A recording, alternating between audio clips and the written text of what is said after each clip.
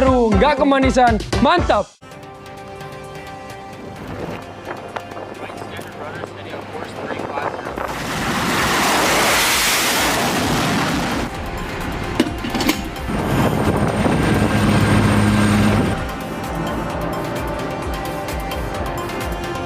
Jelang perundingan kedua dengan Iran, Amerika Serikat menunjukkan kekuatan angkatan lautnya yang mempertahankan blokade di Selat Hormuz.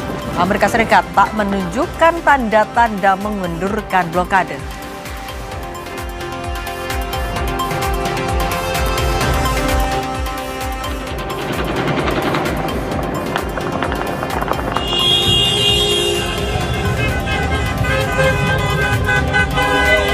Warga di Lebanon menyambut gencatan senjata 10 hari dengan Israel yang mulai berlaku Kamis tengah malam waktu setempat.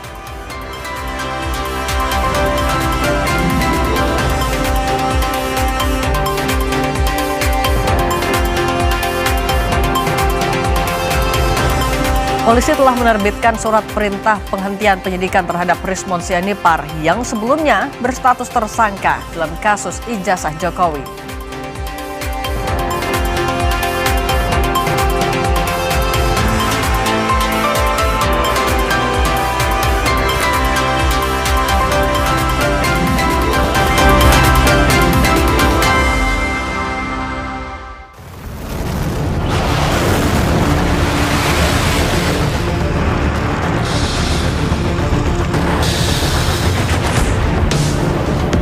Somali, this is Warship 112. We will be escorting you to your next port of call. Thank you for your cooperation. This is Warship 112, standing by at 1016. Out.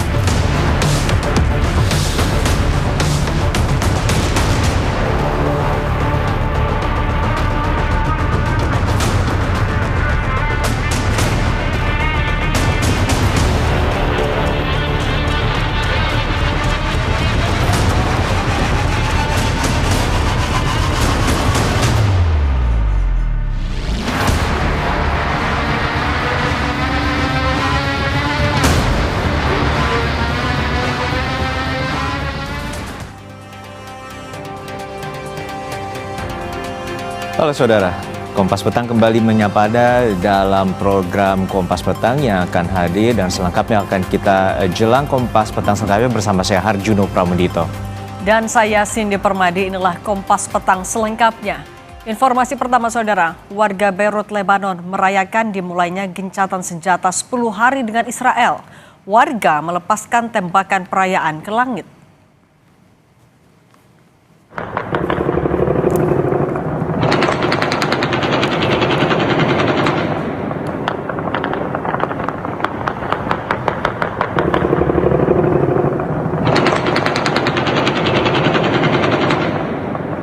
Tembakan senjata otomatis dan peluru pelacak tracer rounds terlihat jelas menerangi langit malam, terutama di pinggiran selatan Beirut. Gencatan senjata yang ditengahi oleh Presiden AS Donald Trump ini mulai berlaku 17 April pukul 00 waktu setempat.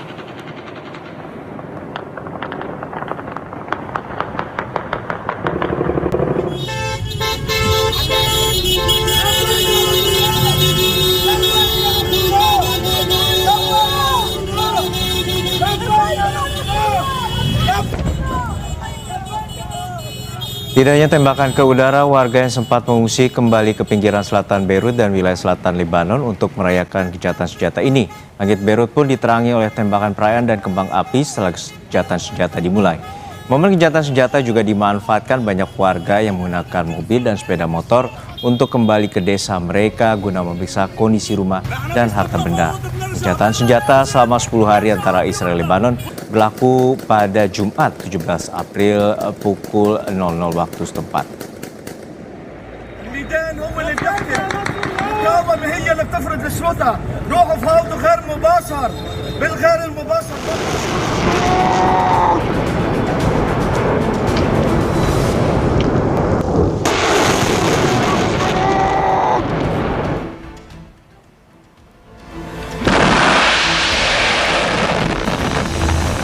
Sebelum gencatan senjata berlangsung, pasukan Hizbullah merilis video serangan rudal yang dilepaskan dengan menyasar sejumlah fasilitas militer Israel.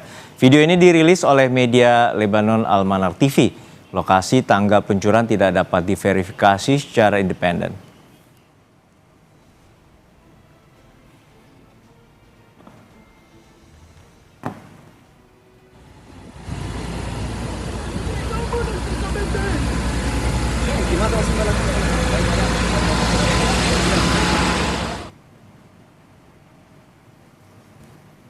Serangan roket Hizbullah yang diluncurkan dari Lebanon menghantam wilayah Kiryat Shmona, Israel. Serangan juga membuat kendaraan milik warga terbakar. Petugas pun langsung berusaha memadamkan api. Tidak ada korban jiwa akibat peristiwa ini.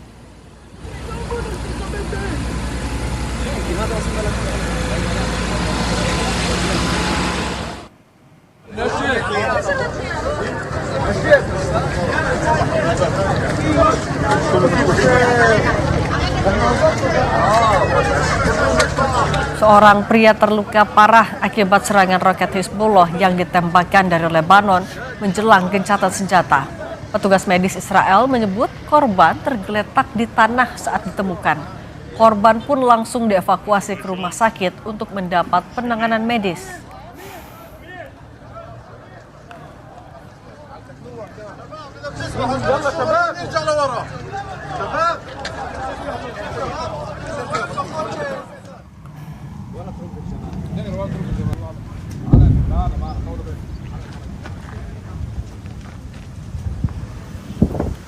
Kepulan asap tebal membumbung di Lebanon Selatan saat serangan Israel berlanjut pada Kamis waktu setempat. Menurut media Lebanon, serangan Israel menargetkan zona industri dan sekitar supermarket Taufir di Jalan Nabi Berri. Serangan juga menghantam kota Farman, Arnon, Aba, dan Yahmur al-Shekif. Sebuah drone juga dilaporkan menargetkan sepeda motor di persimpangan Farowa di Jalan Raya Habush Nabati. Serangan ini mengakibatkan 1 orang tewas.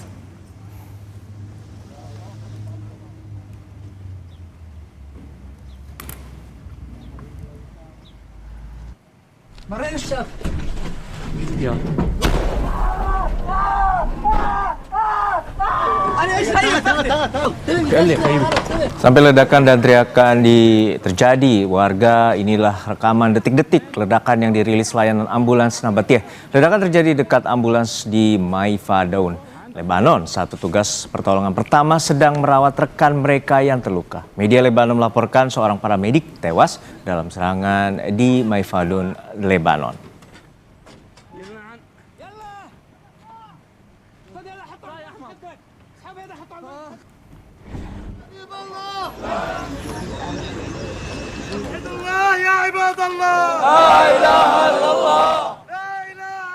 Pemakaman paramedik yang tewas akibat serangan Israel di Lebanon digelar pada Kamis waktu setempat. 3 serangan beruntun Israel ke Lebanon menewaskan 4 petugas penyelamat dan melukai 6 warga lainnya. Militer Israel tidak menanggapi pertanyaan soal serangan itu, namun mereka mengklaim sedang menyelidiki apa yang terjadi. Sebelumnya Israel menuduh Hizbullah menggunakan ambulans sebagai kedok aktivitas mereka.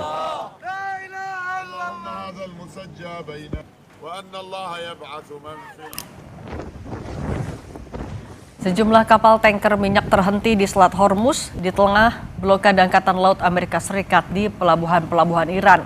Sebelumnya, Menteri Perang Amerika Serikat Pete Hegseth menyatakan Amerika Serikat akan terus memberlakukan embargo hingga kesepakatan tercapai dengan Teheran.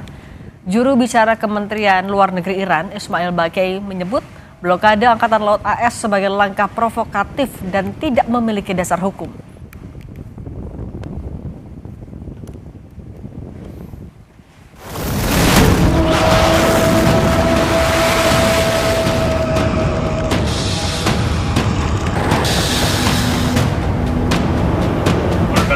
This is Warship 112.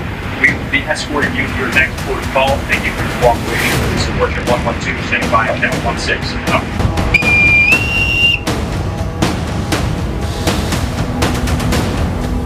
Komando Pusat Amerika Serikat, CENTCOM, baru saja merilis rekaman audio dan visual yang memperlihatkan kapal perusak rudal USS Michael Murphy melakukan pencegatan dan pengalihan kapal dagang di Teluk Oman. Angkatan Laut Amerika Serikat juga kembali memamerkan kekuatannya dengan menampilkan jet-jet tempur yang diterbangkan dari kapal induk untuk mengawasi Selat Hormuz.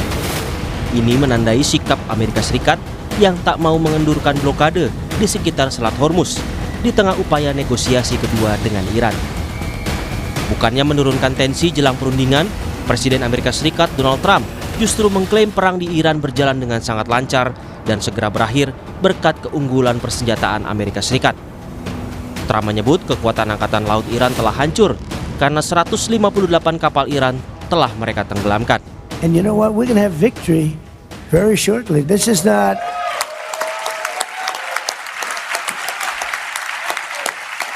And against a very tough, smart country. These people were fighters.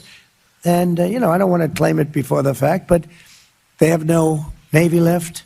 158 ships at the bottom of the sea. 158, think of it. 158. Iran tentu tak tinggal diam merespon sesumbar Trump.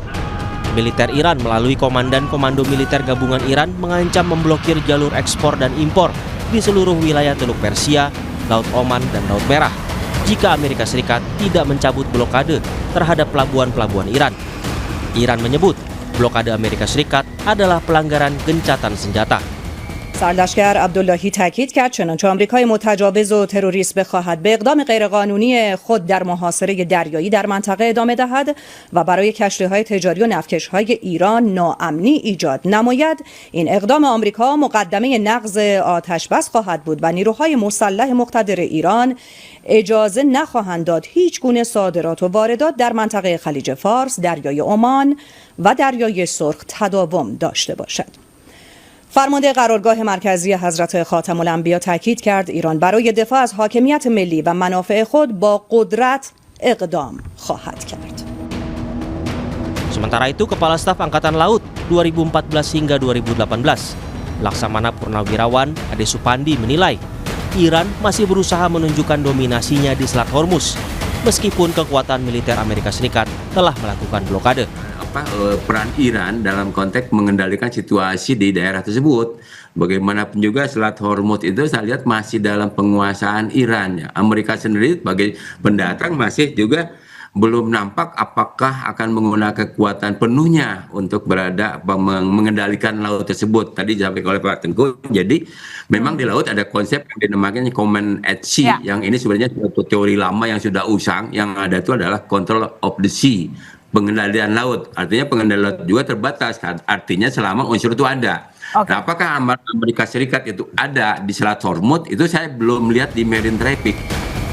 Hingga saat ini, Amerika Serikat belum menetapkan batas waktu terkait blokade militer di Selat Hormuz. Kebijakan ini dianggap Amerika sebagai bagian dari strategi Washington DC dalam menekan Iran di tengah konflik yang masih berlangsung. Sementara itu, Iran juga tak tinggal diam dengan sejumlah strategi militernya. Satu langkah salah dari kedua belah pihak, maka jalur nadi dunia ini akan berubah menjadi lautan api yang tak terpadamkan.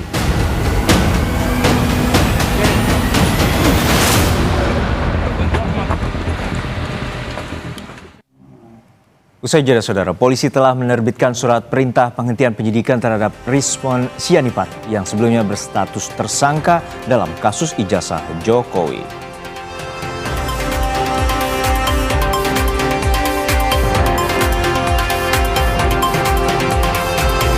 Setelah berkas perkara kasus penyiraman air keras dirinya diserahkan ke pengadilan militer, aktivis Kontras Andre Yunus Surati Presiden meminta pembentukan tim gabungan pencari fakta independen.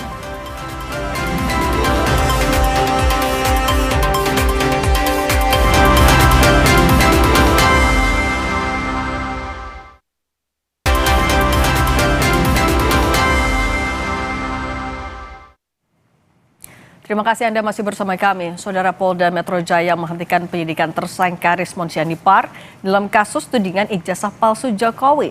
Penghentian penyidikan terhadap Rizwan tidak menggugurkan status tersangka lainnya di persidangan.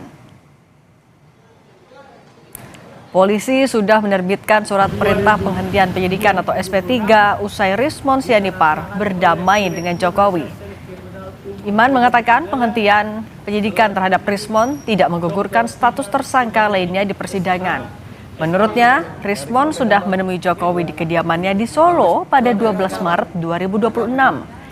Dalam pertemuan itu, Jokowi telah memaafkan Rismon yang sudah menuduh ijazahnya palsu. Ini Direktorat Reserse Kriminal Umum Polda Metro Jaya telah menerbitkan surat perintah penghentian penyidikan atas permasalahan sebagaimana telah terjadi restoratif justice antara sebagian daripada para tersangka dengan pelapor. Terhadap tersangka yang menempuh cara pembuktian dalam persidangan di pengadilan sehingga proses hukumnya tetap berlanjut. Pada hari Kamis tanggal 12 Maret 2026 di kediaman Insinyur Haji Joko Widodo telah terjadi pertemuan antara RHS dengan Insinyur Haji Joko Widodo. Dalam pertemuan tersebut, RHS meminta maaf secara langsung kepada Insinyur Haji Joko Widodo karena telah menuduh ijazah sarjana Insinyur Haji Joko Widodo tersebut palsu dan skripsi berikut lembar pengesahannya. Selanjutnya, Insinyur Haji Joko Widodo menerima permintaan maaf tersebut.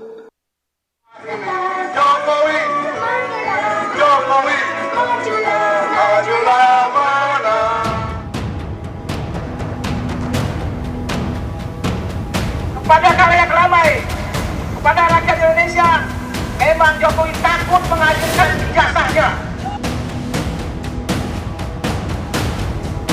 Bahwa sejak tanggal 14 kemarin, baru 2 hari lalu, sudah resmilah rekan kami atau klien kami Rismon Hasolan Zanipar sudah mendapatkan SP3. Rismon Sianipar resmi menerima surat perintah penghentian penyidikan atau SP3 atas kasus fitnah ijazah milik Presiden ke-7 Jokowi. Dengan diterimanya surat tersebut, status Rismon sebagai tersangka pun telah dicabut. Di saat bersamaan, kuasa hukum Rismon Jahmada Girsang juga mengultimatum mantan pengacara Rismon untuk tidak menyudutkan kliennya setelah diterimanya SP3. Jika masih dilakukan, pihaknya akan melapor ke Dewan Kehormatan Advokat. Advokat yang pernah mendampingi Rismon Hasolan Zanipar atau pengacara yang pernah mendampingi Rismon Hasolan Zanipar, saya sebut rekan-rekan tersebut agar tidak sembarangan lagi membicarakan klien kami Rismon Hasolan Zanipar sejak diterimanya SP3 ini. Jika itu dilakukan, kami akan lakukan tindakan melaporkan ke Dewan Kehormatan. Rismon yang kini tak lagi menyandang status tersangka kembali menegaskan jika tulisan Roy Suryo di buku Jokowi's White Paper bukanlah karya seorang peneliti. Oleh karena itu inilah saudara, kalian baca ini atau saya kasih. Ini kalian kasih ke peneliti coba. Ada banyak peneliti di Universitas Negeri maupun Jakarta. Inilah kalian kasih, inilah sebenarnya Roy Suryo. Kok 9 halaman ini? Ini, jadi karena tercover dengan tulisan saya 480 halaman, jadi seperti inilah. Di hari yang sama, kubu Roy Suryo menggelar demo di depan gedung DPR Senayan, Jakarta. Mereka kembali menuntut Jokowi untuk memperlihatkan ijazahnya ke publik. Kubu Roy menilai janji Jokowi membawa ijazahnya ke pengadilan hanya bohong belaka. Nanti saya tunjukkan ijazahnya ketika di pengadilan. Pengadilan mana?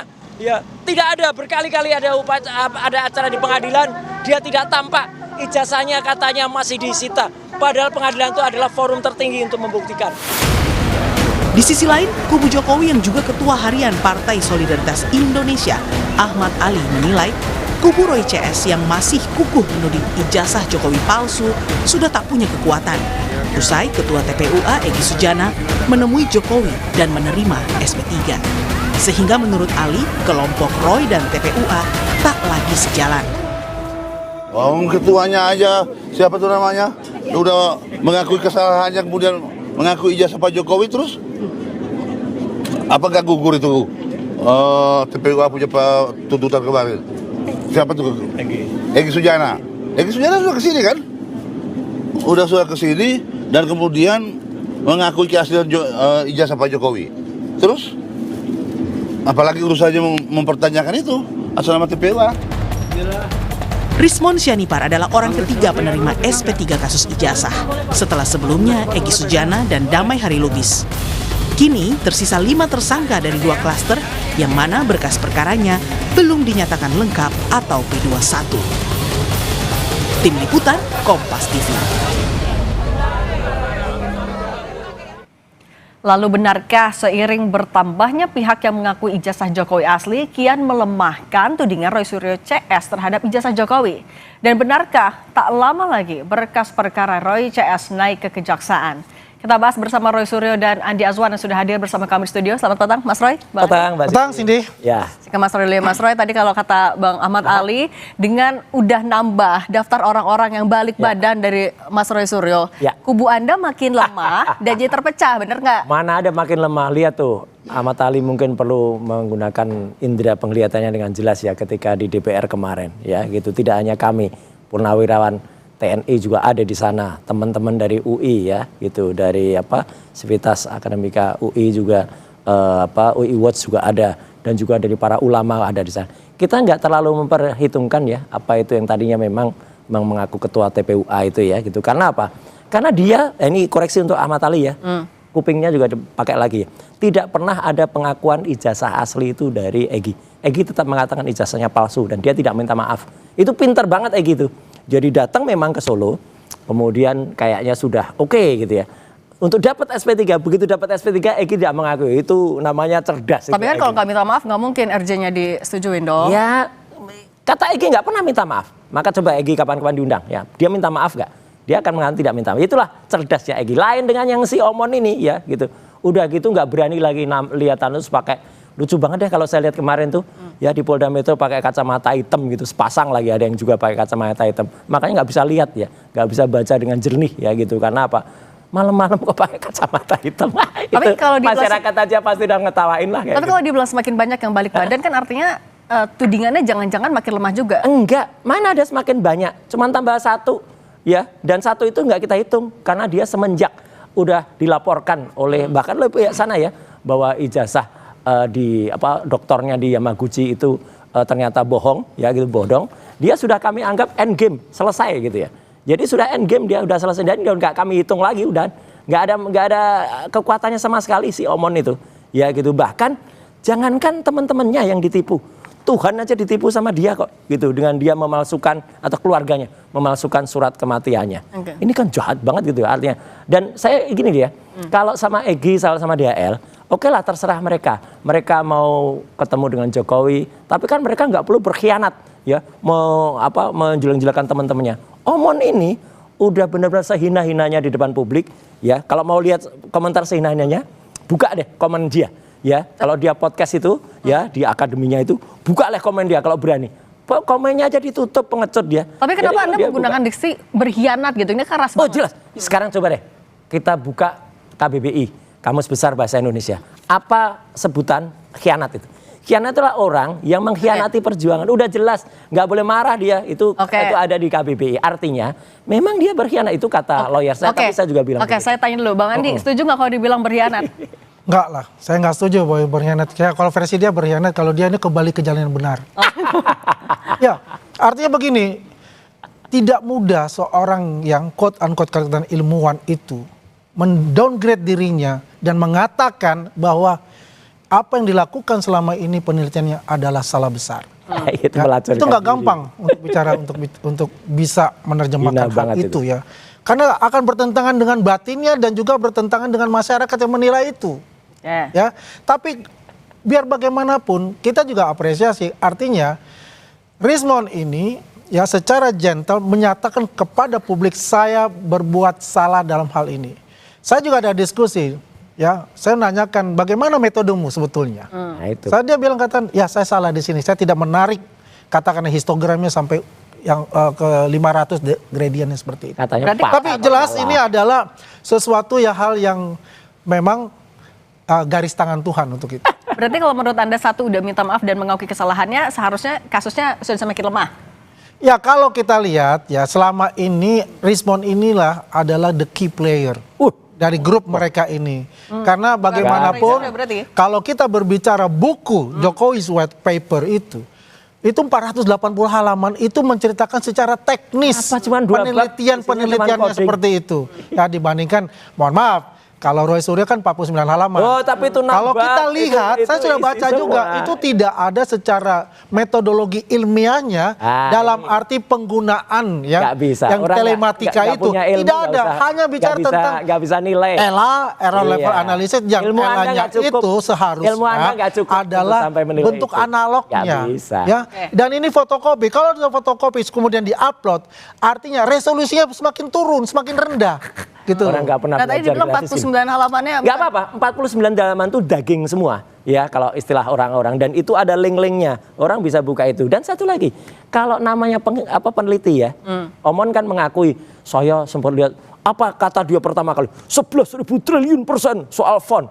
Ternyata kemarin dengan mudahnya dia bilang, ya saya salah, font itu artinya bukan News Roman tapi Times Roman. Aduh, katanya pakar. Katanya tapi ternyata ya maklum lah, ternyata dia nggak lulus doktornya, dan ternyata malah doktornya itu malah sudah menggunakan surat kematian untuk tidak bayar beasiswa. Jadi ya udahlah, benar-benar sudah hilang integritas. Peneliti Mbak, itu tidak bisa saja salah, tapi peneliti tidak boleh bohong. Di sini jelas bahwa dia berbohong. Dia mengatakan translasi, kemudian rotasi. Mana ada translasi rotasi? Ya, statement Pak Kasmujo, statement Prof. Ahmad Sumitro. Tidak ada yang lembar pengujian, dan dia nggak bisa ngeklaim loh Kasmujo itu milik dia sendiri. Dia datang bersama Michael Sinaga, dia datang bersama Pak Janes, diantar oleh Pak Taufik.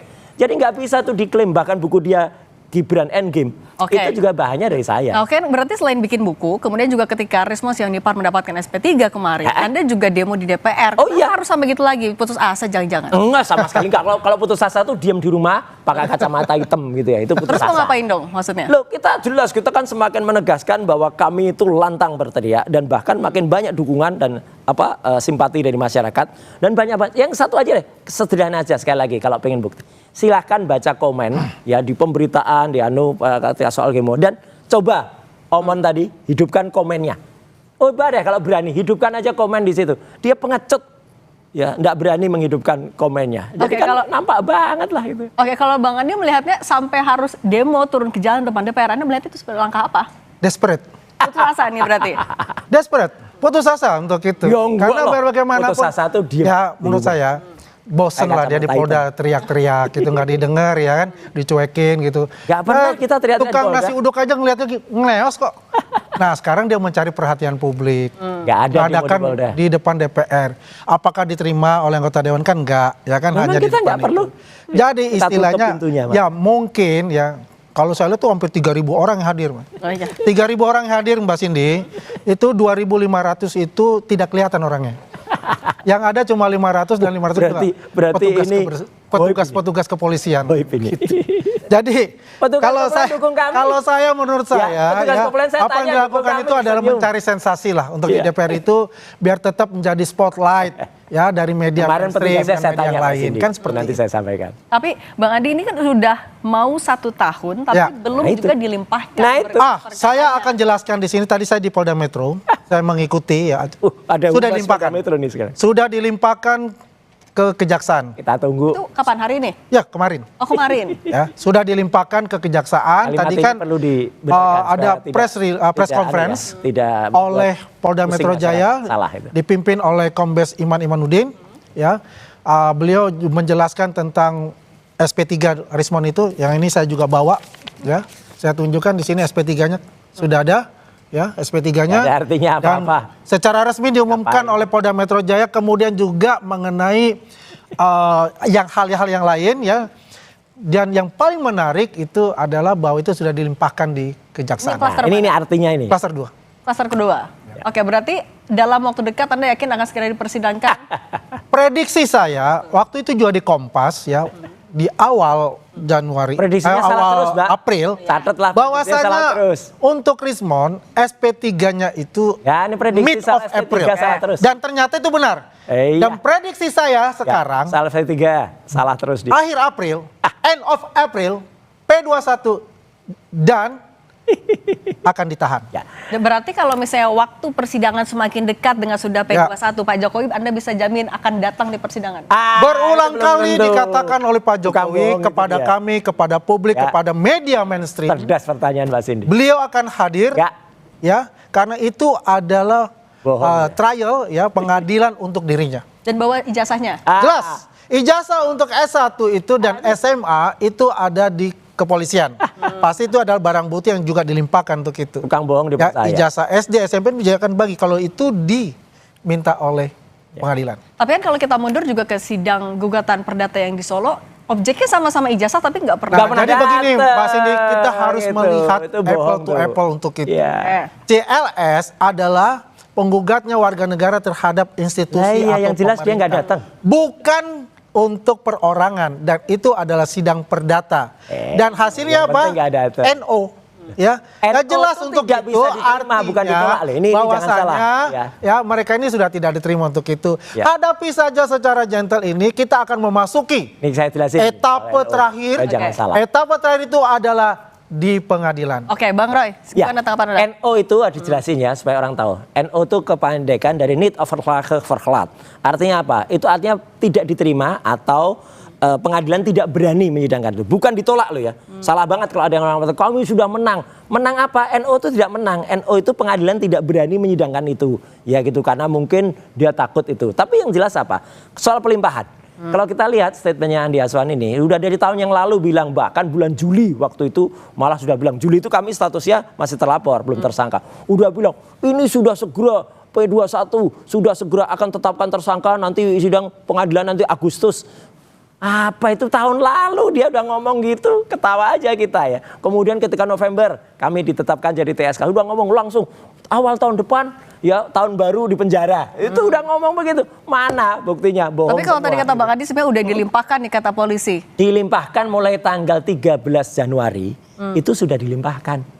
Dilihat oleh kejaksaan, ini apa kayak gini kok dilimpahkan? Kurang semua, makanya diperiksa lagi, Jokowi diperiksa lagi, kemudian malah ada media-media diperiksa. Itu namanya berkasnya bodong, itu belum apa-apa. Sekarang katanya sudah dilengkapi. Kita lihat tadi ya, itu akan P21 enggak, itu namanya P19, itu harusnya, itu sudah benar-benar di stop. Karena apa? Udah melampaui lebih dari 2 bulan.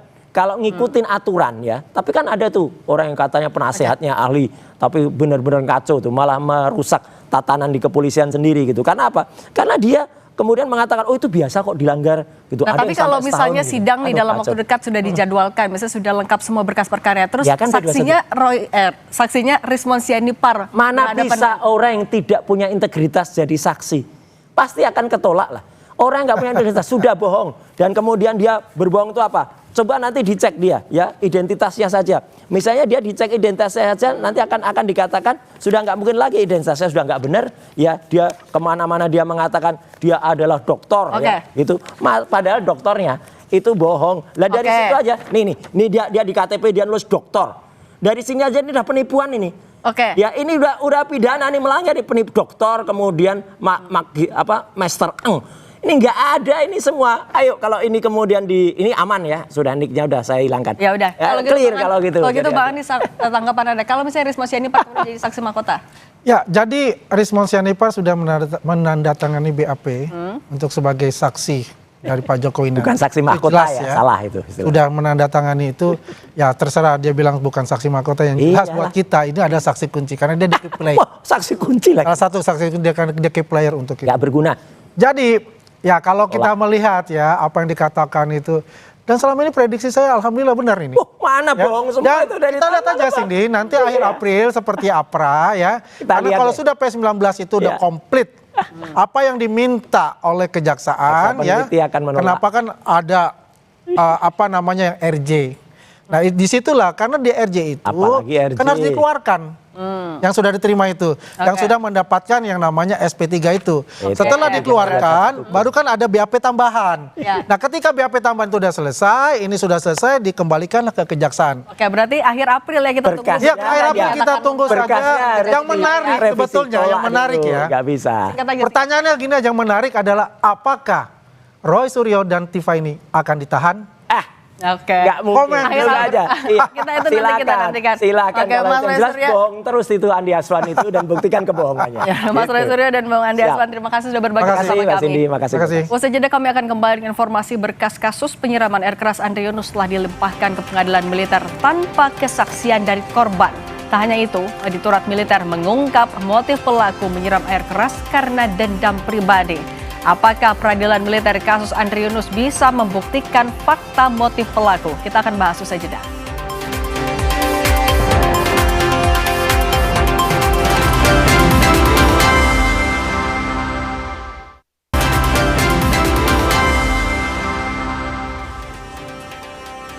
Kompas Petang kembali masih bersama saya Cindy Permade. Saudara, setelah berkas perkara kasus penyiraman air keras dirinya diserahkan ke pengadilan militer, aktivis kontras Andri Yunus Surati Presiden meminta pembentukan tim gabungan pencari fakta independen. Surat ini tulis tangan oleh aktivis kontras korban penyiraman air keras oleh 4 anggota TNI dan akan diserahkan kepada Presiden Prabowo melalui Sekretariat Negara. Dalam suratnya, Andri Yunus menyinggung pengadilan militer dalam kasus penyiraman air keras tidak memiliki keabsahan dan meminta kasus ini dibawa ke pengadilan umum. Andri juga meminta Presiden Prabowo membentuk tim gabungan pencari fakta independen untuk kasus ini. Korban dari kekerasan prajurit militer, saya meminta Bapak Presiden Republik Indonesia untuk segera membentuk TGPF dan memutuskan bahwa kasus ini semestinya diselesaikan di peradilan umum. Saya meminta Bapak memastikan proses penanganan perkara ini berjalan akuntabel dan tunduk pada prinsip due process of law dengan menempatkan peradilan umum sebagai forum yang sah, kredibel, dan bersih dari kepentingan-kepentingan korup. Kasus ini bukan semata tentang diri saya, melainkan tentang komitmen negara dalam melindungi warganya dan menjunjung hukum secara adil. Salam Andri Yunus. Menolak adanya pembahasan di dalam. Kami menolak adanya dui fungsi ABRI, teman-teman.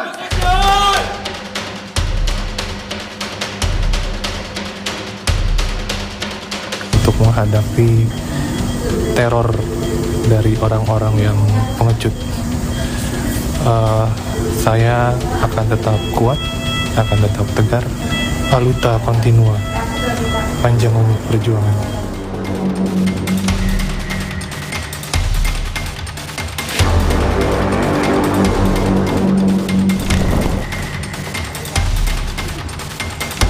Kepala Auditorat Militer 207 Jakarta, Kolonel CHK Andri Wijaya menyebut motif penyiraman air keras terhadap aktivis kontras Andri Yunus yakni dendam pribadi terdakwa.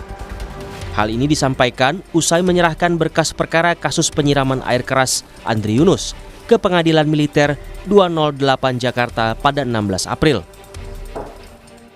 Kolonel CHK Andri Wijaya bilang, hingga pemeriksaan terakhir keempat terdakwa yakni Kapten MPD, Letu BHW, Letu SL, dan Serda ES mengaku mereka menyimpan dendam pribadi kepada korban.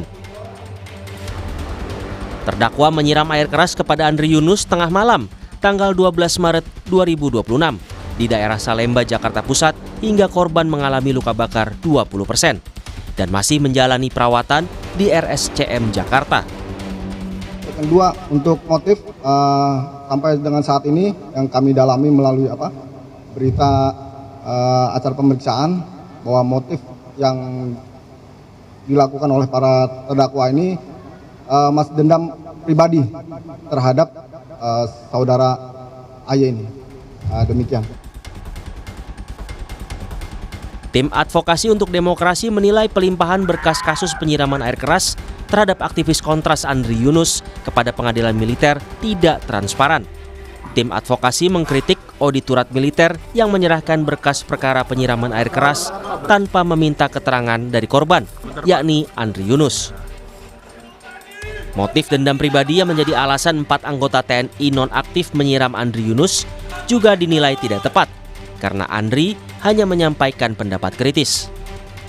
Jadi ini adalah upaya hanya melokalisir di 4 saja, kemudian juga menutup pintu siapa yang menyuruh, siapa yang memerintahkan, siapa yang mendanai, ya, dan bahkan melakukan upaya pembelokan informasi dengan hanya melokalisir dendam pribadi. Jelas sekali perkara Andri Yunus tidak ada masalah pribadi dengan aktor-aktor pelaku. Yang Andri Yunus lakukan adalah kerja-kerja kritik kepada proses buat undang-undang, kerja-kerja kritik kepada revitalisasi yang sangat berbahaya buat demokrasi. Tim Advokasi untuk Demokrasi mendesak agar dalang penyiraman air keras Andri Yunus terungkap. Pasalnya, dari hasil investigasi dan pemeriksaan sejumlah CCTV, diduga aksi ini sudah terorganisir oleh lebih dari 4 orang. Pengadilan Militer 208 Jakarta memastikan sidang kasus penyiraman air keras Andri Yunus terbuka untuk umum dan akan berlangsung pada 29 April mendatang. Tim Liputan, Kompas TV. Berkas kasus penyiraman air keras Andri Yunus telah dilimpahkan ke Pengadilan Militer tanpa kesaksian dari korban. Motif dendam pribadi yang diungkap auditor militer pun menuai kritik dari tim kuasa hukum korban. Bagaimana peradilan militer ini bisa mengungkap fakta motif penyiraman air keras Andri Yunus secara transparan? Kita bahas bersama Guru Besar Hukum Pidana Universitas Jenderal Sudirman, Prof. Hipnu Nugroho. Prof. Hipnu, selamat petang. Selamat petang, Mbak. Prof. Hipnu, kalau alasannya tetap memenuhi syarat minimal 2 alat bukti, tapi pelimpahan berkas ke pengadilan militer tanpa keterangan dari saksi Andri Yunus, itu bisa dilakukan? Ya, kalau kita melihat suatu konsep penyelesaian due process of law, apalagi Andri Yunus itu masih dalam keadaan sakit, tapi bisa bicara, tapi bisa menyatakan pendapat, sebaiknya juga dimintai pendapat. Kan gitu, kecuali si korban memang tidak bisa dilakukan suatu diskusi. Kan gitu, Mbak. Karena dalam suatu undang-undang memang cukup 2 alat bukti.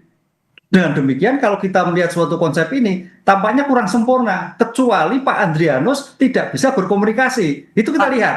Kan Andri Yunus, sorry, Prof. Hipnu. Ya, Pak Andri Yunus. Ya, itu kalau bisa menyatakan pendapat bicara, apalagi tadi misalnya yang surat, saya kira wajib dimintai pendapat ya, suatu due process Allah. Kenapa sih bisa terjadi? Kenapa ada penyiraman dan sebagainya? Itu yang sebagai bentuk konteks suatu komprehensif dalam membuka tabir suatu masalah. Begitu, Mbak, kita. Berarti kalau misalnya sebenarnya masih bisa dimintai keterangan, apakah artinya kurang sempurna itu apa dampaknya? Apakah tidak validkah?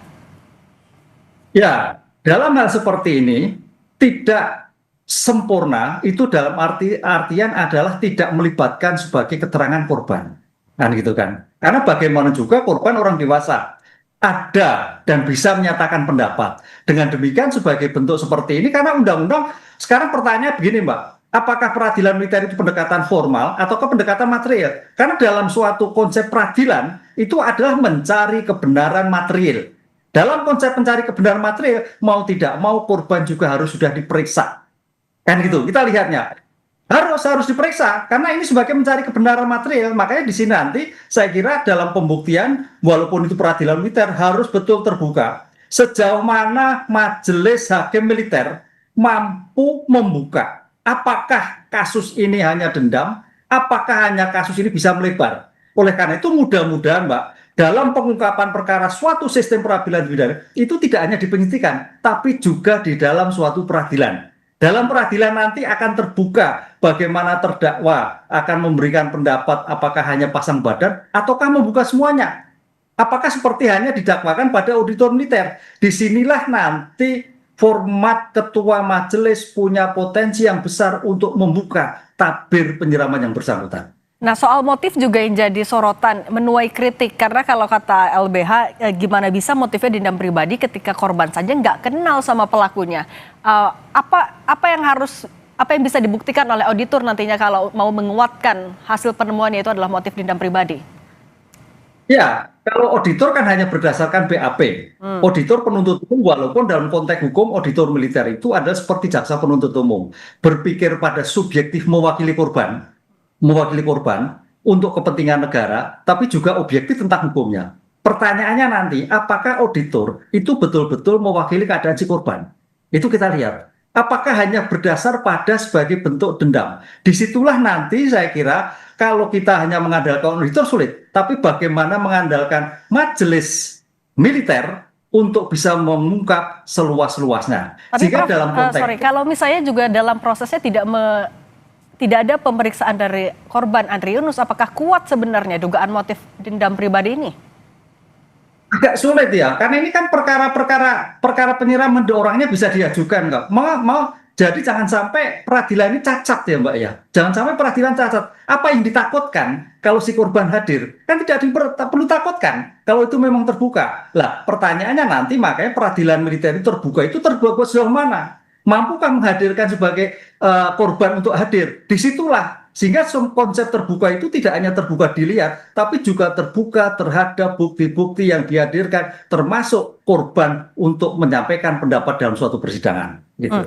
Nah, Prof, terakhir juga info terbaru, kuasa hukum dari Andri Yunus tidak mau datang ke pengadilan militer karena menurut mereka ya transparansinya gimana dan lain-lain. Apa yang akan terjadi ketika pihak dari korban tidak hadir?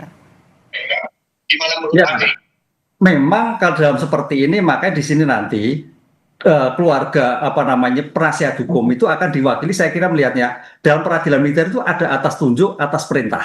Atas tunjuk itu bisa kaitannya dengan terdakwa menunjuk diri, atas perintah di mana pimpinan yang bersangkutan militer menunjuk penasihat hukum. Lah, oleh karena itu dalam langkah seperti ini nanti maka mau tidak mau akan menjadikan suatu kerugian yang besar seandainya tidak hadir.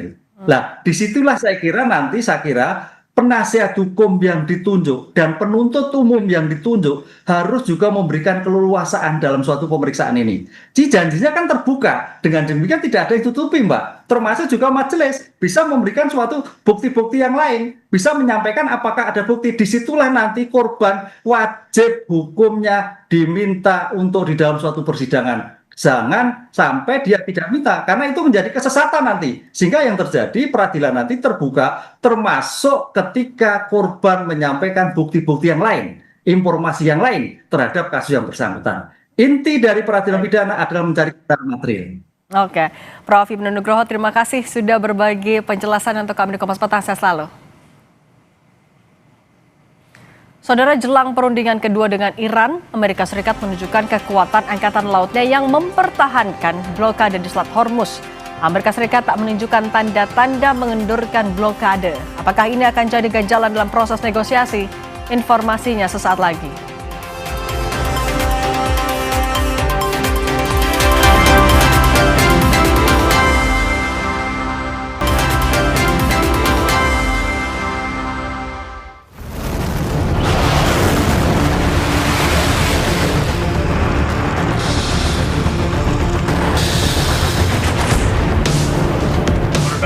This is Warship 112. We will be escorting you to your next port of call. Thank you for your cooperation. This is Warship 112, standing by at 1016. Out.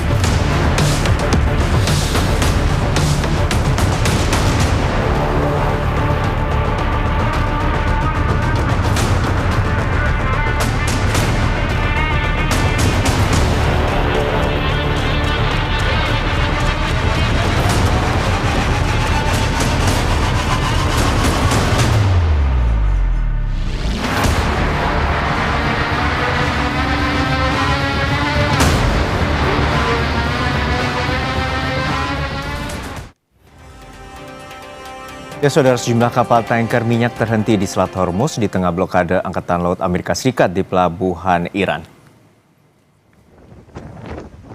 Sebelumnya Menteri Perang Amerika Serikat Pete Hegseth menyatakan Amerika akan terus melakukan embargo hingga kesepakatan tercapai dengan Tehran.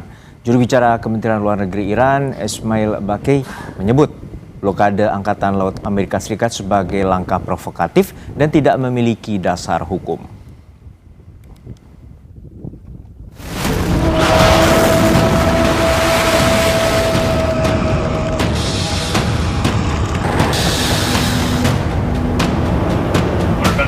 This is Warship 112. We will be escorting you to your next port of call. Thank you for your cooperation. This is Warship 112, standing by at 1016. Out.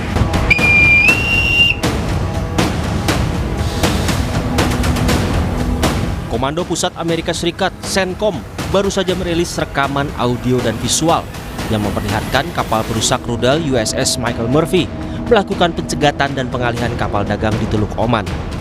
Angkatan Laut Amerika Serikat juga kembali memamerkan kekuatannya dengan menampilkan jet-jet tempur yang diterbangkan dari kapal induk untuk mengawasi Selat Hormuz. Ini menandai sikap Amerika Serikat yang tak mau mengendurkan blokade di sekitar Selat Hormuz di tengah upaya negosiasi kedua dengan Iran. Bukannya menurunkan tensi jelang perundingan, Presiden Amerika Serikat Donald Trump justru mengklaim perang di Iran berjalan dengan sangat lancar dan segera berakhir berkat keunggulan persenjataan Amerika Serikat. Trump menyebut kekuatan Angkatan Laut Iran telah hancur karena 158 kapal Iran telah mereka tenggelamkan. And you know what? We're going to have victory very shortly. This is not...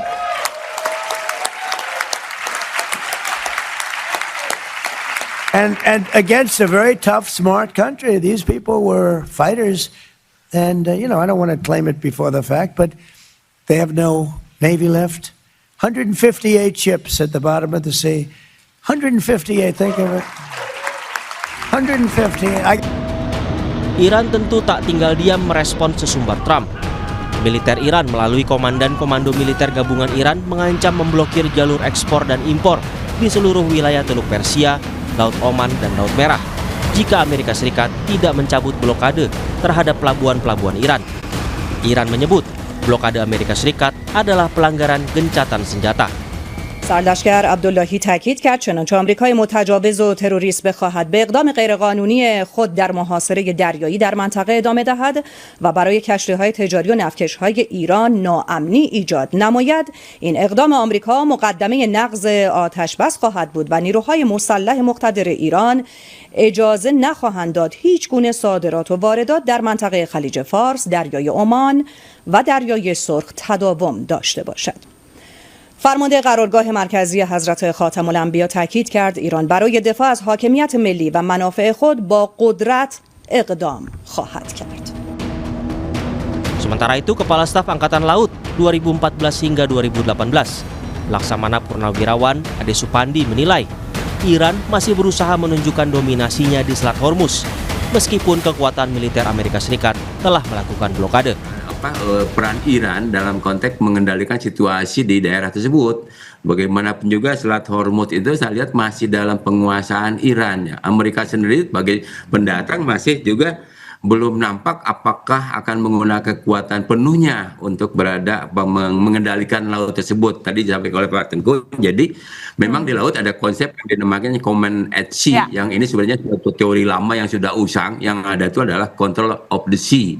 Pengendalian laut, artinya pengendalian laut juga terbatas, artinya selama unsur itu ada. Nah, apakah Amerika Serikat itu ada di Selat Hormuz, itu saya belum lihat di Marine Traffic. Hingga saat ini, Amerika Serikat belum menetapkan batas waktu terkait blokade militer di Selat Hormuz.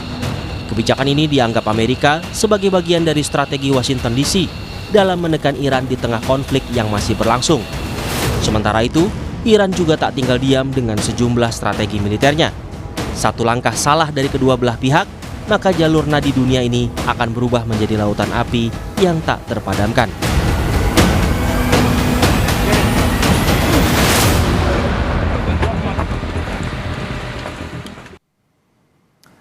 Lalu apakah pertarungan di Selat Hormuz masih memanas saat ini bisa menjadi salah satu ganjalan tidak berlangsungnya negosiasi Amerika Serikat dan Iran tahap kedua? Dan apakah perang terbuka di Selat Hormuz akan terjadi? Kita akan membahasnya bersama dengan pakar geopolitik dan keamanan nasional Wibawanto Nugroho Widodo dan juga Guru Besar Hukum atau Hubungan Internasional St. Petersburg State University Rusia, Ibu Koni Rahakudini Bakri. Selamat siang waktu Rusia Ibu Koni dan juga Mas Wibowo. Selamat sore, semoga sehat selalu.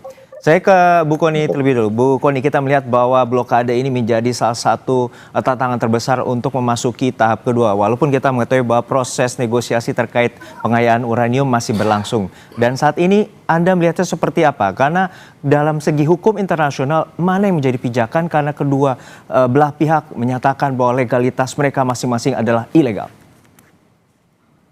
Kalau dari dua standpoint, jelas dua-duanya juga punya alasan yang sangat kuat ya.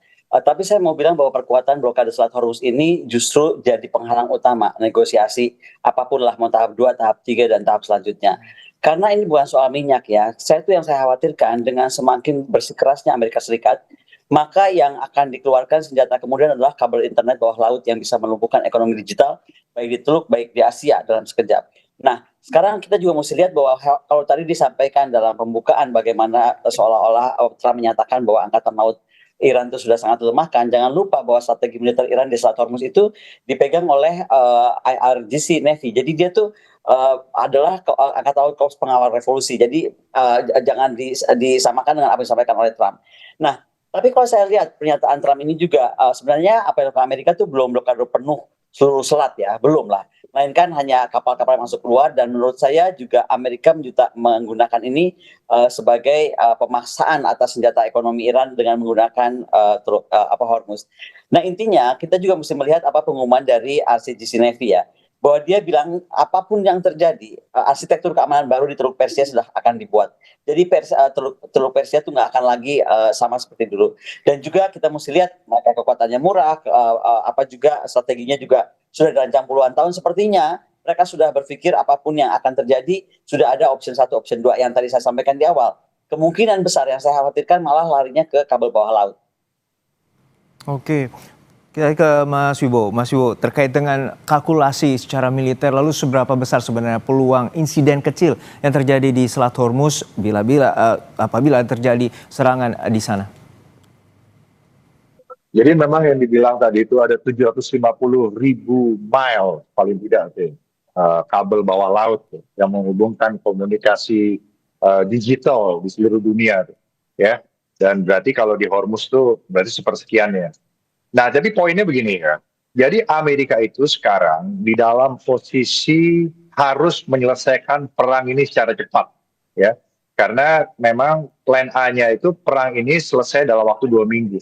Step 1 yaitu serangan militer yang memberikan strategic surprise dan dekapitasi, yang dilanjutkan dengan superioritas militer dan juga penghancuran nodes-nodes militer Iran. Tetapi kan ada tahap ketiga yang tidak disangka oleh Amerika, itu retaliasi berkelanjutan dan tidak tergantinya rezim dan belum berubahnya orientasi geopolitik Iran versi 79. Itu poinnya kan.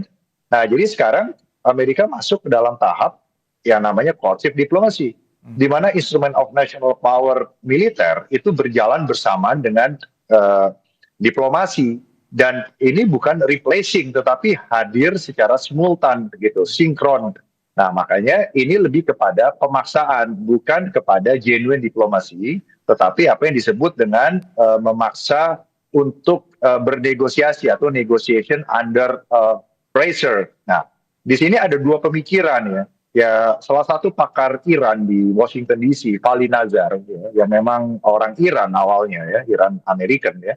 Dia mengatakan bahwa ada dua opsi untuk menghadapi ini. Yang pertama adalah Presiden Trump ya harus bergeser kepada niat ya, untuk memaksa Iran surrender, tetapi lebih bergeser menjadi mengajak Iran untuk mencapai deal gitu.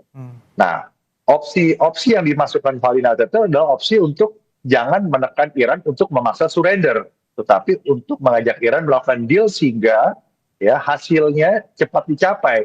Karena sebenarnya sekarang terbukti bahwa seberapa banyak pun kekuatan militer yang dihancurkan di Iran, ternyata tidak terbukti dapat mengubah orientasi geopolitik Iran. Kan gitu faktanya.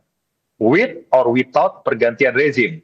Nah, karena pada prinsipnya, center of gravity untuk mengalahkan Iran adalah heart and mind dari rakyat Iran itu sendiri. Nah, sekarang Trump harus mencari simpati dari rakyat Iran. Yaitu jangan menambah susah keadaan. Itu poinnya tuh. Okay. Nah, yang berikutnya bagi Iran, bagi Amerika, center of gravity-nya itu juga adalah domestic audience di Amerika yang memberikan legitimasi kepada Presiden Donald Trump. Dan juga kondisi ekonomi global. Nah, sekarang keduanya juga menekan Presiden Trump. Semakin lama ini di pressure ya melalui kehadiran militer di bagian internasional Selat Hormuz itu semakin tidak baik bagi Presiden Trump. Dan benar bahwa kehadiran US Navy itu bukan langsung melakukan blokade penuh, tapi hanya hadir untuk show force dan hadirnya di bagian wilayah internasional. Nah, ini harus masing-masing harus introspektif dan melakukan self restraint supaya tidak ada kesalahan langkah.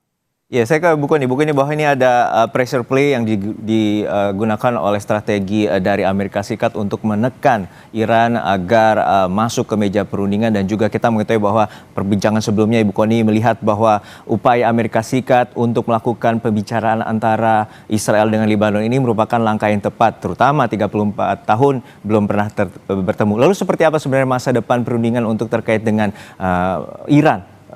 Tunduk atas prasyarat apa yang dikatakan oleh Amerika Serikat? Jawabannya usai jeda hanya di Kompas Petang.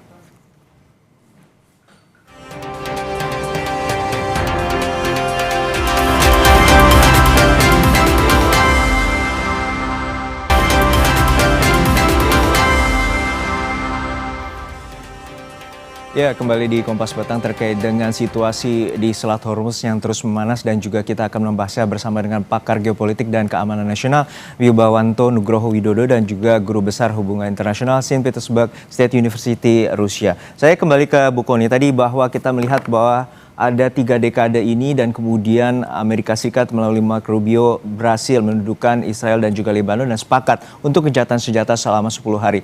Menurut Anda, apakah ini merupakan sebuah gerbang awal untuk memasuki putaran kedua perundingan damai antara Amerika Serikat dengan Iran? Sebagaimana saya sampaikan yang lalu, saya sangat respect kepada Rubio sampai dia turun tangan untuk mendudukan dubes Israel dan juga Lebanon ya untuk menyelesaikan masalah. Tapi kembali kita juga mesti melihat faktor strategiknya Hizbullah sendiri, baik bagi Iran ya kan, terutama bagi Iran gitu. Karena bagaimanapun Iran itu tidak mungkin melepaskan, menurut saya ya, tidak mungkin melepaskan kekuatan Hizbullah. Sementara itu adalah harga mati yang harus justru oleh Israel minta diselesaikan. Jika tidak, Israel tidak mau, Netanyahu menyatakan Israel tidak akan mau maju ke apapun juga jika isu Hizbullah ada. Cuma lepas dari pertemuan di Washington kemarin yang saya berharap ada pertemuan selanjutnya ya kan, intinya kita juga mesti melihat ini tuh kita kan masalah Hormuz ini bukan masalah negara yang bertikai atau negara proksi mereka, tapi kita mesti lihat bagaimana sekutu-sekutu yang membantu Amerika juga terlibat akan lebih jauh. Pertama kita mesti lihat Uni Emirat Arab, dia itu benar-benar siap menggabung operasi militer dan membuka alat paksa, malah sudah melobi juga di koalisi internasional. Karena dia takut sekali, ya dia ini akan menjadi negara kombatan, mau nggak mau akan terpus menjadi negara kombatan. Yang kedua kita mesti lihat, bagaimanapun dunia itu mengedepankan, tadi kan sempat kita pada saat break menyebutkan UNCLOS ya, bagaimana safe passage gitu kan. Nah tapi secara diplomatik dan militer, kita lihat siapa sih yang mau terlibat langsung, apakah UK, Perancis, Jerman, Italia, Jepang, Australia, Korea, misalnya Kanada, Bahrain. Intinya ada yang cuma mau terlibat di diplomatic talking, ada juga yang kirim kapal atau pesawat, misalnya Euroflight Typhoon, kemudian juga yang beberapa dari basis di Qatar ya. Tapi semua rata-rata bukan semuanya mau ikut aktif. Mereka juga agak menjaga diri. Yang penting buat mereka tidak lagi banyak yang dukung deeskalasi. Nah, kemudian kita mesti lihat juga bagaimana UK itu secara umum dia bilang dia tolak isu blokade ini, tetapi dia nggak mau juga terseret perang. Jadi kita mesti perhatikan juga kalau kita membahas ini sekarang, apa sih komentar-komentar pemimpin tertinggi Iran itu tidak akan meninggalkan Selat Hormuz sampai semua haknya, itu dikatakan Mohsen Rezaei ya, penasihat militer pemimpin tertinggi Iran. Nah kemudian juga bagaimana Maijen Abdullahi ya, dia bilang baru-baru ini jika blokade berlanjut apapun juga Iran akan menghentikan perdagangan. Nah di sini saya mau bahas yang kita belum bahas mendalam, kabel bawah laut. Kabel bawah lautnya belum diputus, tapi RCGC bisa ancam via pasukan komando dia, unit pasukan khusus dia. Dan dia punya media staff yang keren ya. Kabel utama misalnya Falcon, MEWE ya namanya kalau nggak salah, itu juga lewat perairan Oman yang dekat Hormuz. Nah Iran tuh bisa memotong itu dengan explosive charge misalnya, dan itu bisa dilakukan dengan sangat mudah. Nah kalau itu yang terjadi, kita mesti lihat internet kabel yang berpotensi besar mengganggu siapa? Uni Emirat Arab, Qatar, Bahrain, Kuwait. Dan ini akan menjadi latensi tertinggi dari perbankan dan trading global, karena kita tahu dong, contoh aja Rusia. Rusia itu kan menjadikan Dubai negara teluk, beberapa negara teluk sebagai negara negara ketiga untuk sistem perbankan kita, karena kita kan sekarang lagi di sanction. Nah, intinya kenaikan biaya cloud, kemudian delay transaksi, dan ini bukan cuma bicara di tadi yang saya sebutkan, tapi bagaimana kemudian keuangan Asia Eropa juga akan sangat terpengaruh. Nah artinya apa yang terjadi? Kita mesti betul-betul berharap siapapun negara yang bisa bersuara itu membuat juga sebuah masukan. Misalnya saja ya, saya tuh ingin sebenarnya kita agak keluar dari isu yang terus terjadi, tapi kita coba bikin solusi yang agak melompat ke depan. Misalnya saja, kalau bagaimanapun hormat saya kepada Trump, ya kan, dia pernah melahirkan Abraham Accord, dan Abraham Accord itu sangat penting waktu itu untuk Timur Tengah. Kenapa sekarang kita tidak melahirkan Hormuz Accord? Saya sih berharap Indonesia bisa mendorong itu ya bersama negara Islam. Di sini seperti saya sampaikan berulang kali, Pak Menlu Lavrov beberapa kali bilang, kenapa sih negara Islam ini nggak bersatu gitu loh. Contohnya untuk melahirkan Hormuz Accord. Hormuz Accord ini kalau terwujud ya, itu bisa bikin zona bebas senjata nuklir di Timur Tengah, paling tidak. Kemudian rekonstruksi Gaza, Lebanon, ya kan. Kemudian percepatan transisi post oil negara teluk. Jadi ini menjadi penting, tapi kok belum ada yang bicara tentang solusi itu atau solusinya Rusia dan Cina. Bagaimana kita sekarang memainkan peran strategis dengan Northern Sea Road? Situasi Baik, saya ke Mas Wibowo. Mas Wibowo, kita mengetahui bahwa situasi ini sangat pelik dan kompleks, dan kita mengetahui bahwa saat hari Rabu kemarin dari Panglima Angkatan Bersenjata Pakistan menemui juga dengan Menlu Iran Abbas Araghchi terkait dengan kekuatan militer yang juga bisa jadi terkait dengan permintaan Amerika Serikat untuk penangguhan pengayaan uranium. Saat ini seperti apa? Karena kuncinya ada di Selat Hormuz dan juga terkait dengan uranium. Bagaimana dengan masa depan seperti yang dikemukakan Ibu Koni terkait dengan Hormuz Accord dan juga masa depan perdamaian ataupun tahap 2 ataupun tahap 3 terkait Amerika Serikat juga Iran? Ya, ini kan kondisinya sekarang Amerika masuk ke dalam tahap forceful diplomasi karena sasaran strategis awal itu tidak tercapai. Yang tercapai itu adalah penghancuran militer strategis atau force aspek dari Iran dengan force strategi di papan Amerika. Nah, sekarang masuk ke dalam proses diplomasi seperti ini, ya Amerika berpikirnya tidak bisa harus maksimalis lagi. Yang berpikirnya satu-satu, mau diberesin yang mana? Karena seperti tadi Bukoni udah jelasin tuh, bahwa pertama Abraham Accord itu bagus ya, itu bagus. Ya. Akhirnya menjadi ada kompatibilitas antara Arab Sunni dan Israel dan juga Amerika dan juga pihak yang lain termasuk Rusia dan China. Yang tidak get along, yang tidak bisa kompatibel kan hanya tinggal Iran versi 79 sekarang. Dan kalau sampai Hezbollah itu dilucutin, ya berarti sama aja versi 79 Iran versi rejim 79 ini tidak eksis lagi gitu. Nah, yang berarti sekarang harus satu-satu diberesin nih oleh Presiden Trump nih dengan negara resmi. Ya kalau memang mau, apa yang diberesin sekarang? Apakah militernya, nuklirnya Iran yang mau dihabisin? Ataukah proksinya yang mau dihabisin? Atau Hormuz dulu dibuka? Sebenarnya sekarang Amerika harus mulai lagi satu persatu membereskan keadaan ini. Sebenarnya apa sih mau oleh Amerika? Mendapatkan kembali akses ke Hormuz. Itu poinnya itu. Dan kondisinya mungkin tidak seideal yang masa lalu gitu. Nah mungkin ide yang itu boleh aja ditampung, nggak apa-apa, kenapa enggak? Orang dulu aja Israel zaman sah Iran kan Israel, Amerika dan Iran itu sekutu melawan negara-negara Sunni yang di backup Soviet. Setelah itu kan berubah. Yang namanya kondisi strategis itu bisa berubah, Mas, gitu. Nggak ada masalah. Tapi sekarang dalam kondisi begini, kuantum begini, ya. Yang pertama tuh ya, kita tidak pernah tahu intensitas dan kapabilitas dari masing-masing aktor sekarang. Ya, sehingga setiap aktor tuh harus mengambil posisi superposition. Semua posisi diambil aja. Nah, yang ketiga, semua tuh terhubung jadinya. Bukan itu udah jelasin tuh, ada 250.000 mile kabel bawah laut tuh. Nah, kalau udah kepotong sebagian aja itu kemana-mana. Jadi ada aspek entanglement, ya. Semua jadi terkait-kait gara-gara keadaan di Hormuz. Yang keempat adalah probabilistik. Jadi kita tidak lagi bisa berpikir hanya binary 0 atau 1 gitu, enggak. Semua kemungkinan tuh mungkin. Jadi berpikir out of the box untuk membuat yang namanya bagaimana menyelesaikan solusi satu persatu masalah di Hormuz, lakukan saja kalau mau itu bisa. Tapi kalau masalah bagaimana Hezbollah nanti mau dilucutin, ini masih questioning ya, karena ini berkaitan dengan harus merubah dulu geopolitical orientation Iran. Nah, dari tahun 2006 aja resolusi Dewan Keamanan 1701 untuk melucuti Hezbollah non-state actor dan akhirnya membuat Israel mundur kan juga belum terlaksana. Their powers nggak ada yang bisa mengeksekusi itu poinnya.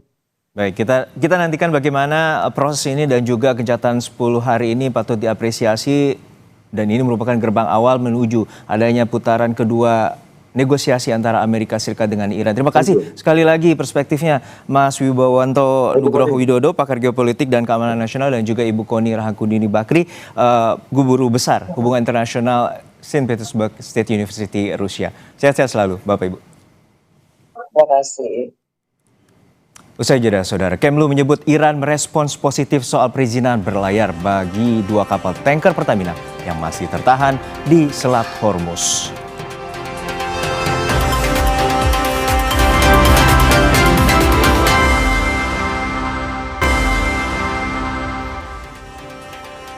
Iran merespons positif soal perizinan berlayar bagi 2 kapal tanker Pertamina yang masih tertahan di Selat Hormuz. Kementerian Luar Negeri mengatakan seluruh aspek teknis terus dipersiapkan secara matang, mulai dari kesiapan kru, asuransi, hingga proses perizinan yang masih berjalan. Pemerintah menekankan pentingnya menjaga keamanan Selat Hormuz agar tetap terbuka dan aman bagi pelayaran internasional. Kementerian Luar Negeri terus berkoordinasi secara intensif dengan seluruh pihak, termasuk Angkatan Bersenjata Iran dan Kementerian Luar Negeri Iran, untuk menindaklanjuti sinyal positif yang telah disampaikan pemerintah Iran pada pertengahan Maret lalu, khususnya bagi kapal Pertamina, dan kita akan terus memantau dan memastikan kesiapan teknis, termasuk kesiapan kru, asuransi, dan sebagainya, agar kedua kapal tersebut dapat melintas dengan lancar. Kita juga menolak segala bentuk ancaman terhadap kapal niaga dan menekankan bahwa keselamatan pelaut itu harus menjadi prioritas yang utama. Menteri SDM Bahlil Lahadalia menemui Presiden Prabowo Subianto melaporkan soal hasil negosiasi dengan Rusia mengenai pasokan minyak mentah. Hasilnya Rusia bersedia memasok minyak mentah ke Indonesia, termasuk ke depan berencana akan membangun infrastruktur kilang minyak di Indonesia. Di tengah gejolak perang Amerika Serikat-Iran, kini pemerintah Indonesia fokus untuk mencari pasokan minyak dari berbagai sumber dan tidak bergantung pada satu negara. Bahlil juga menyatakan harga BBM subsidi tidak akan naik hingga akhir tahun. Di tengah kondisi global yang seperti ini, kita harus mampu mencari cadangan-cadangan minyak dari berbagai sumber. Tidak hanya di satu negara, tapi di hampir semua negara. Alhamdulillah kemarin atas arahan Bapak Presiden, sudah saya bertemu dengan Menteri ESDM dan utusan khusus daripada Presiden Putin. Dan kabarnya Alhamdulillah cukup menggembirakan bahwa kita akan mendapat pasokan crude dari Rusia. Kami sudah bersepakat atas arahan Bapak Presiden bahwa harga BBM untuk subsidi tidak akan dinaikkan sampai dengan akhir tahun, insya Allah sampai selama-lamanya. Ya. Saudara, langit Beirut diterangi tembakan perayaan dan kembang api setelah gencatan senjata dimulai. Informasinya sesaat lagi.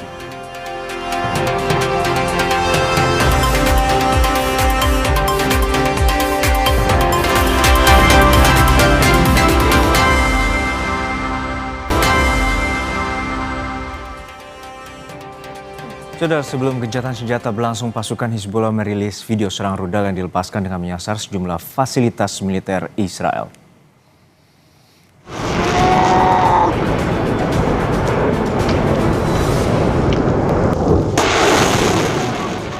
Video ini dirilis dari media Al-Manar TV. Lokasi dan tanggal peluncuran tidak dapat diverifikasi secara independen.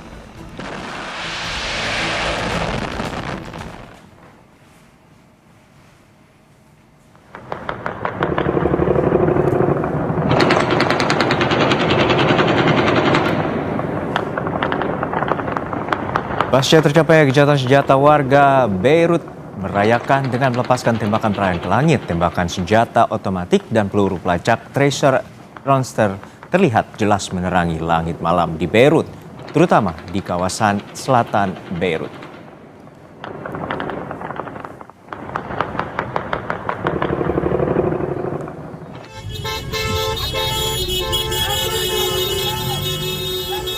Tak hanya tembakan ke udara, warga yang sempat mengungsi kembali ke pinggiran selatan Beirut dan wilayah selatan Lebanon untuk merayakan gencatan senjata.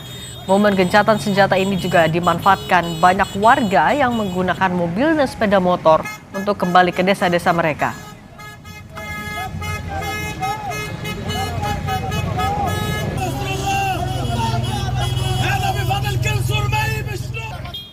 Kompas Petang kami akhiri sampai di sini. Saya Harjuno Pramendito. Saya Cindy Permadi. Terima kasih. Sampai jumpa.